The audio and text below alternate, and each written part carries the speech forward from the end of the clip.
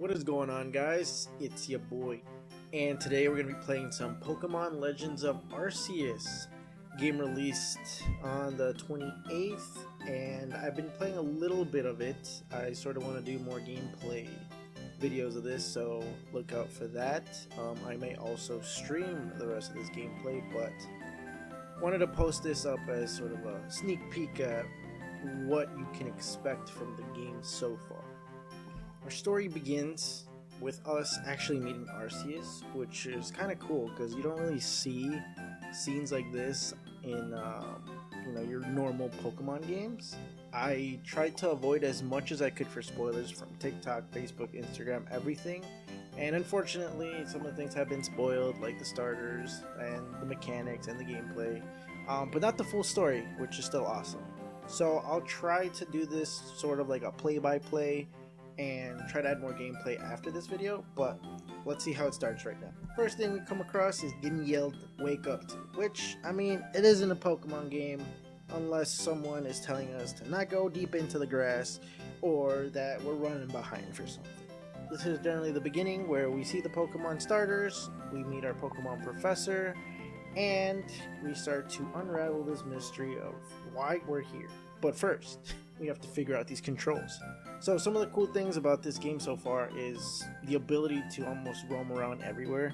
I mean, sure, they restrict us with these huge pieces of rocks and mountains from going astray from where we're supposed to go, but it's awesome. Like, we've never been able to do this before. We can also change the angles of the camera and look at us from a bird's eye point of view, or even if we have to from the ground up, which is really cool. And I think that Pokemon is actually really using and utilizing the whole advantages of being able to play on a Switch. And as we move forward with the story, we actually end up finding our phone. And it looks like Arceus did some tweaking to it, because it's not our regular phone now, it's an Arc phone. And with this Arc phone, we actually get the main goal of this story, which is gotta catch them all. Pokemon! And this journey starts off with us helping Professor Lavington actually catch his 3 runaway Pokemon, because apparently people in this region don't know how to catch Pokemon or use Pokeballs correctly. Well, not correctly, but just very hard to throw Pokeballs in this game. And we'll actually find that out as soon as we play this game. And we'll just look at our 3 starters here, but giving you a heads up, I'm picking Cyndaquil. No argument about that. I've always picked Cyndaquil whenever it's possible, ever since Pokemon Crystal, and I don't care what anybody else says, Cyndaquil is OP. In order to catch these Pokemon, our boy Professor Lavington is going to give us some Pokeballs here. We're going to use these to catch the 3 runaway Pokemon, which we'll actually be able to choose one from later as our starter, which is really cool. That the game sort of starts off like this, like a mini tutorial without the whole let me show you how to catch a Pokemon, and then we like help some random person catch a Pokemon, and we never hear of that Pokemon ever again, except for Wally, because his roles played a very important part in our story. So you already know who we're gonna go catch first. It's our boy Cyndaquil, and just like this, we got this new lock-on feature that lets us sort of aim at the Pokemon that we want to catch, and then we can also throw the Pokeball. And honestly, the animation for this is amazing. It's really cool, really smooth. I had no problems catching and throwing Cyndaquil. From here, I go on to catch our boy Rowlet and Oshawott as well. And while I was doing that, I just want to say that the mechanics for this is amazing. It's really cool how Pokemon is just adding another layer of realism to how we play Pokemon. And it's basically allowing us to do like the very simple stuff like throwing your Pokeball, catching a Pokemon, like all up to us, rather than the Pokeball already has a set trajectory and it just goes towards the Pokemon, and you just gotta wait for the 3 wiggles and a click to let you know that it's captured. Once we've captured these Pokemon, it's time to go back to Professor Lavington, and this is where he actually introduces us to what they like to call now as Jubilife Village, which is really cool because when we first approach it, there's like some guards standing outside the door, which makes me wonder, like, is this what's gonna happen in every village? Like, is it gonna be a sort of like a requirement of maybe how many Pokemon we caught, or trainer battles? I know that there aren't that many here, and there's no gyms, quote unquote. I'm not entirely sure, but I think there's like boss battles and stuff like that. So it'll be interesting how guards also play a role with letting you get into villages, and gaining access to, I guess, the rest of the game, like how much you have to progress in order to move forward. In Jubilife Village, we have a bunch of little houses. That's really cool, and it's actually really funny here. The reason I say is really funny is because there are people here that will insult you because of the way you look. And literally nobody here likes you. They will talk trash about your outfit because apparently you are too modernized for them. But anyway, yeah, you're gonna bump into a lot of people here that just like to trash talk is what I like to call it. But once you've gone over through like just talking to everybody in the village, the next thing will be actually meeting Celine, or Captain Celine, who is in charge of the research corp that we are actually working towards becoming a part of. She says she's not going to give you any food, any lodging, unless you capture some Pokemon. So what do? We got to go out there and catch some Pokemon. But first, let's look at our base of operations, which is just a little house with a bed and some firewood with a pot, to make some food. Looks really nice, honestly, but this looks like where we're gonna be like just chilling, resting, like to go and fast forward to the next day, because this game is actually very light on the time of days. Like, it doesn't matter what your console time is, you can just sleep and it'll turn like day or it'll turn night, which is really cool. Definitely different from what we've done before.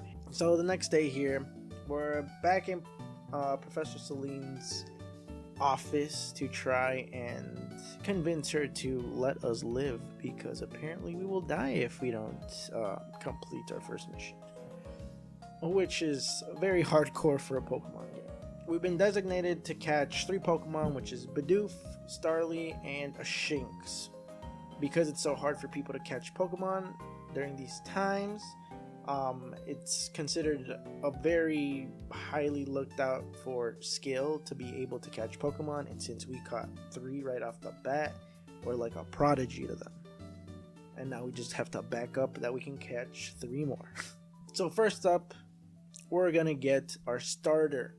Like I mentioned before, you guys already know who I'm gonna pick. It's gonna be my boy Cyndaquil. We love that Typhlosion look. The Hisuian evolutions aren't the best. Honestly, they could have been like worse. But I'm satisfied. I like how Typhlosion looks. It wasn't too much of a difference from like what they did to our boy Rowlet's evolution line. But it's still unique and cool, just to see something different on your favorite Pokemon. So we're gonna go with Cyndaquil. I'm gonna mention this now. We're doing something a little different here. So this whole game has a bunch of missions that we get assigned like from the story. We're gonna make it a little bit more interesting. We're not gonna nuzlocke this because we want to enjoy the whole game, and we're not gonna do anything too crazy. What I wanted to do is add some missions of our own. So I know that online stuff isn't too strong here, as in like what you can do with connecting with other people. I think you can still trade. I'm not 100% sure, and I'm glad I'm not 100% sure. That just means not all the spoilers reached me, which means we can say almost anything about this Pokemon game. No, I'm just kidding. But what I did want to do was add missions for ourselves to make it a little bit more difficult. I don't want to make it too difficult, but just add a little bit of some to our gameplays. So our first mission will actually be to get a specific type of nature for Cyndaquil. Unfortunately, the starters are shiny locked, so we can't grind for a shiny, which I'm thankful for, because I tried grinding for a Chimchar and that did not work out. Curse you, Chimchar. But we move on. We're going to try to get the best Pokemon we can. I'm not sure if I'm going to do this for every Pokemon we catch because it would be kind of boring and it would take long. But I want to get or try to get the best nature for, at the very least, Cyndaquil right now. There's going to be more like mini missions depending on like just how the game goes because I don't know too much about it. And I know it's definitely not what we're used to from Pokemon. So I'll be playing it by ear for these missions. And yeah, first one, we're going to get a modest Cyndaquil. And because I don't want to drag you through these countless attempts at getting a modest Cyndaquil, I'll just give you a preview of all the Cyndaquil that I did get. It's like a parade of Cyndaquil here with all the natures you can possibly imagine except modest. I'm going to put a counter up, but it took me a while to finally get that modest Cyndaquil and continue our adventure. And right off the bat, once we leave those doors and are heading to go complete our mission, we get stopped by our boy here, Bolo, our boy, and I'm guessing maybe our rival. I'm not 100% sure, like I said. The cool thing is actually that we get to fight Bolo, which is awesome because this is our first official trainer fight with our boy Cyndaquil. And honestly, this fight was very interesting. Like, I could run around while my Cyndaquil and Togepi just duke it out, which is really cool. And the funny thing about this is I actually went in and tried to throw some punches myself. And as you can see, Togepi is unscathed by me just being in front of it and just knocks me down. So it looks like we're going to get hit by Pokemon a lot in this game, which is some of the spoilers that I've seen, so there's that. And with Togepi taking 1 HP of my life away, Cyndaquil closes out the deal and we take our first dub in this game. With Bolo out of the way, we can continue working towards our mission, and the way to get there is through the main guard gate. This is the other side of Jubilite Village, but it gives us the option to look at a map and teleport to the place where we're supposed to go. And once we get to the fields, you already know what it is. We're about to go out there and catch us a Bidoof.